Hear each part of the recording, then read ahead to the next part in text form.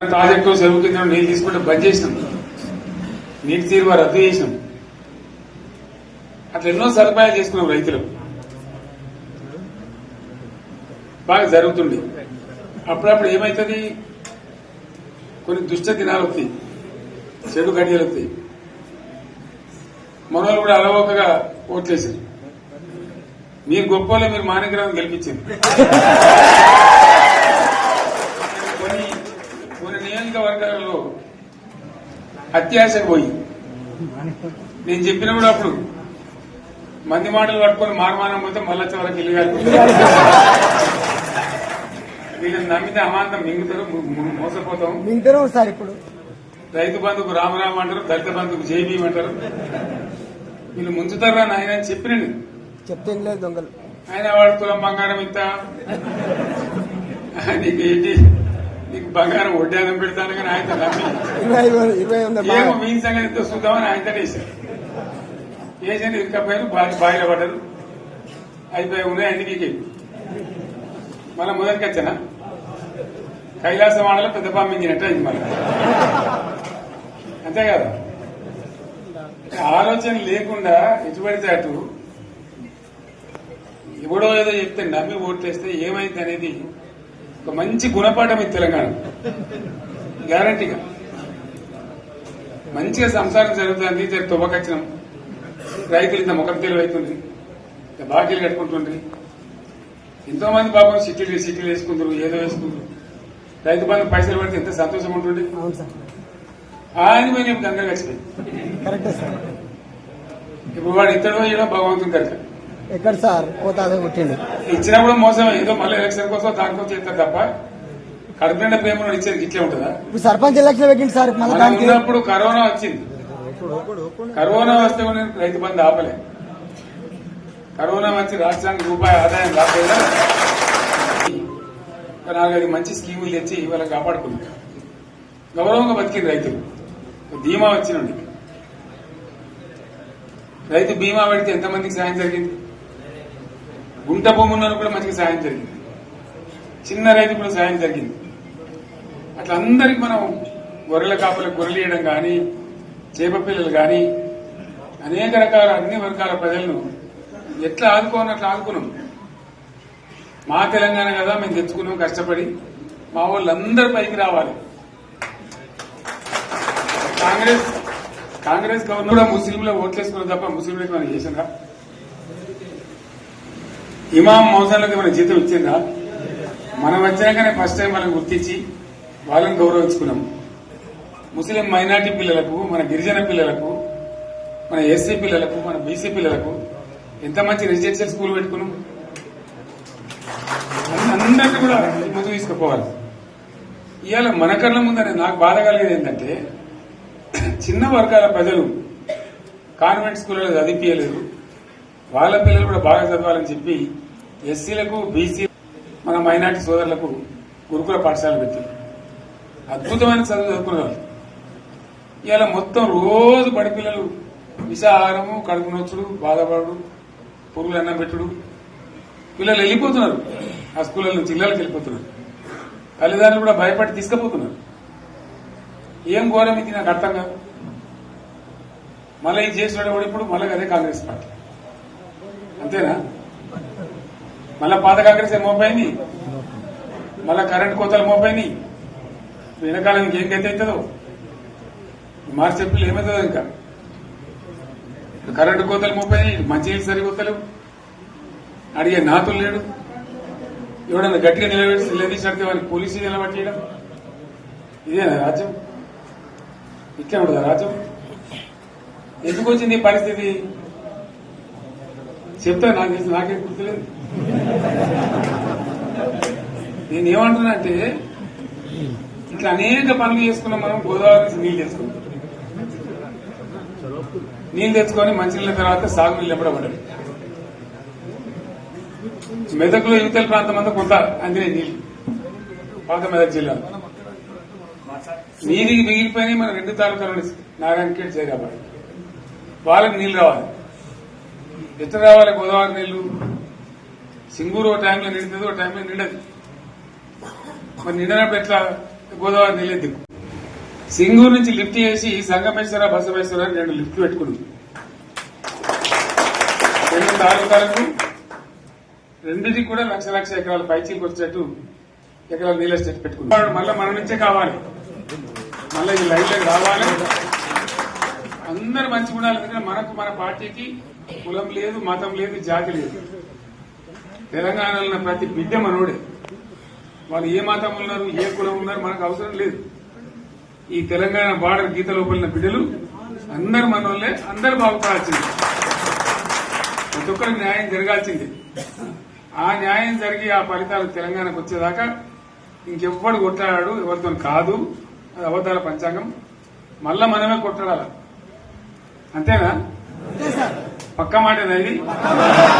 కొట్లాడదాం కదా. ప్రాణం పోయినా సరే తెలంగాణకు రక్షకులు మనమే. తెగించి కొట్లాడాల్సిందే. తెలంగాణ హక్కులను కొట్లాడాల్సిందే. మనమే కొట్లాడి తీరాల్సిందే. అలా రెండవ మాట లేదు. కాబట్టి దయచేసి అవసరమైన సందర్భంలో మీ జిల్లా నాయకులు పిలిపిస్తారు, రాష్ట్రం నుంచి నేను కూడా పిలిపిస్తాను.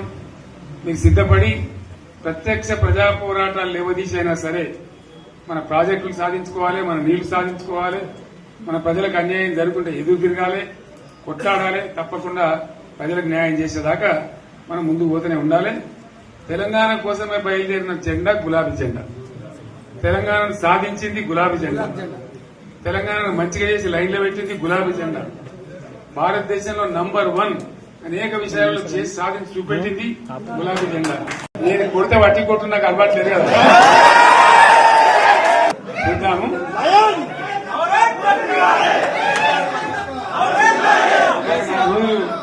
కానీ అన్నట్టుగా నేను చూస్తా ఉన్నా. కానీ మనోళ్ళందరూ కూడా ప్రతిపాదిస్తున్నది ఏంటంటే, 1 సంవత్సరం జరిగిపోయింది.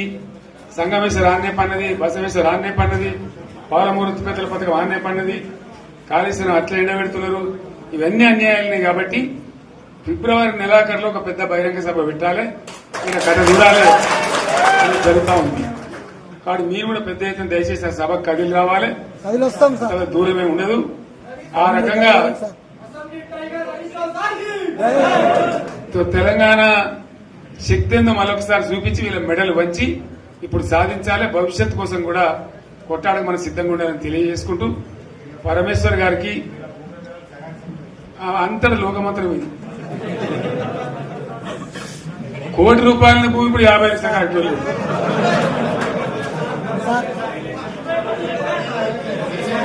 ఈ ఒక్కని బాధగా ఒక ఆయన వచ్చింది. మన ఒక ఆయన ఒక 10 మంది వచ్చారు హైదరాబాద్కి. అందులోకి 2 ముస్లిం సోదరులు వచ్చారు. साहब सोब तबाह हो गया, इफलासी मुफलसी बच्चों क्या दबे हो गया. तुम्हारा क्या हुआ बहन, तुम्हारा क्या हुआ, तुम हैदराबाद में तुम लोग हैं. मेरा कारोबार है साहब, मेरा छोटा मोटा कारोबार है, होटल भी है. 70% गिर गया. हर कोई पूछ रहे, हर कोई केसीआर भी याद कर रहा है सामान.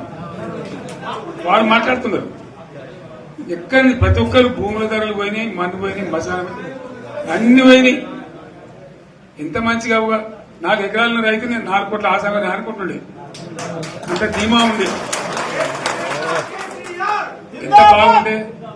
హైదరాబాద్ నుంచి అడిగితే కూడా వచ్చి మనం ఇయ్యకపోదు భూములు, డిమాండ్ పెరగానని. అంత బ్రహ్మాండంగా మారుమూల ప్రాంతంలో కూడా 40 లక్షలు 50 లక్షలు ఎకరానికి ఉండే. అటువంటిది సగానికి సగం పడిపోయి మొత్తం నాశనం చేశాడు. వీళ్ళు ఇట్లే వదిలిపెడితే ఇంకింత నాశనం అవుతుంది. కాబట్టి మనం కొట్లాడాల్సిందే. నేను ఇంకొక మాట మీకు చెప్తా. ఎలక్షన్లలో నేను మస్తుగా చూసిన 50 ఏళ్లలో పార్టీలు గెలితే ఓడితాయి. ఇంత మాయలు ఏడాది లోపలనే కాంగ్రెస్ పార్టీ దొరికితే కొడతాం రానంత గొప్ప.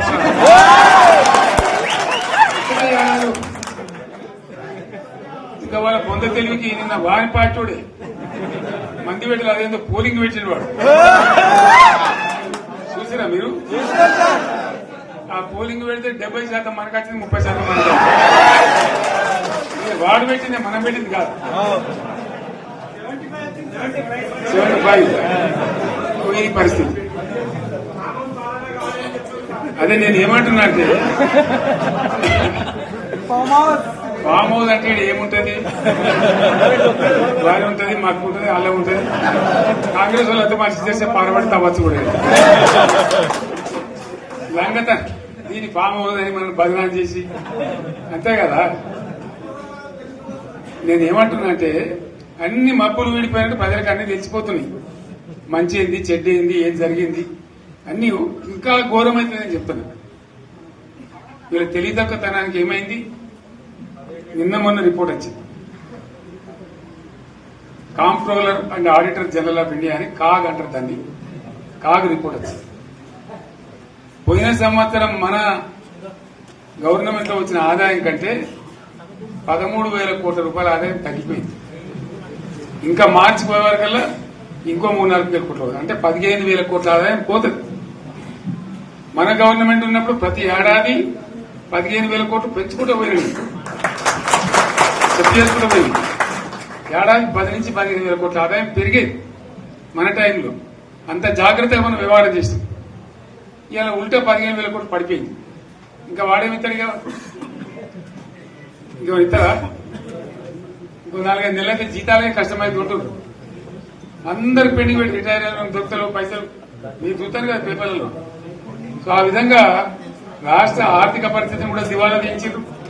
ఇవాళనేం కాదు, 100కు 100% ఇప్పటికే ప్రజల నిర్ణయానికి వచ్చిండ్రు. డెఫినెట్ గా రాబోయే గవర్నమెంట్ మనదే అని అనుమానం కూడా అవసరం లేదు. కాబట్టి దయచేసి నేను మీ అందరిని కోరేది, మీకు మంచి ఎమ్మెల్యే ఉన్నాడు మాణిక్రావు గారు, ఆయన నాయకత్వంలో మంచిగా పనిచేసి మంచిగా ముందుకు పోయి చాలా చక్కగా మంచి ఫలితాలు భవిష్యత్తులో సాధించాలి. పరమేశ్వర్ పాటిల్ గారికి, వారి వెంట వచ్చిన మిత్రులకు నేను ప్రత్యేకంగా ధన్యవాదాలు చెప్తా ఉన్నాను. ఇటువంటి కార్యకర్తలు, ఇటువంటి నాయకులే పార్టీకి పట్టుబొమ్మలు, తెలంగాణ జాతి రత్నాలు. తెలంగాణకు ప్రమాదం వచ్చిందన్నప్పుడల్లా ఇటువంటి బిడ్డలే ఎక్కడో లేచి నిలబడి మళ్ళా మా తెలంగాణని ఆ సోయి చూపెడతా ఉన్నారు. మీరు నడిచిన 140 కిలోమీటర్ల పాదయాత్ర వృధా పోదు. ప్రజలందరూ మిమ్మల్ని చూసింది. దాంట్లో తోపట కూడా మీతో ఎంతో మంది మాట్లాడింది, అడిగింది మిమ్మల్ని ఎందుకు పాదయాత్ర వెళ్తున్నాయి. మీరు కూడా అందరికి చెప్పారు, అంతే కదా. మీకు కూడా అర్థమైంది ప్రజలు ఎంత వ్యతిరేకం ఉన్నదనేది. సో ఆ రకంగా మీ పాదయాత్ర వృధా పోదు, మీ కష్టం వృధా పోదు. తప్పకుండా రాబోయే రోజుల్లో విజయం మనదే. అయితే మన విజయం మన కోసం కాదు, అది తెలంగాణ విజయం కావాలి, తెలంగాణ ప్రజల విజయం కావాలి, తెలంగాణ రైతుల విజయం కావాలి అని మనవి చేస్తూ మరొకసారి పరమేశ్వర్ను వారి బృందాన్ని అభినందిస్తూ వస్తారది మనకి లైన్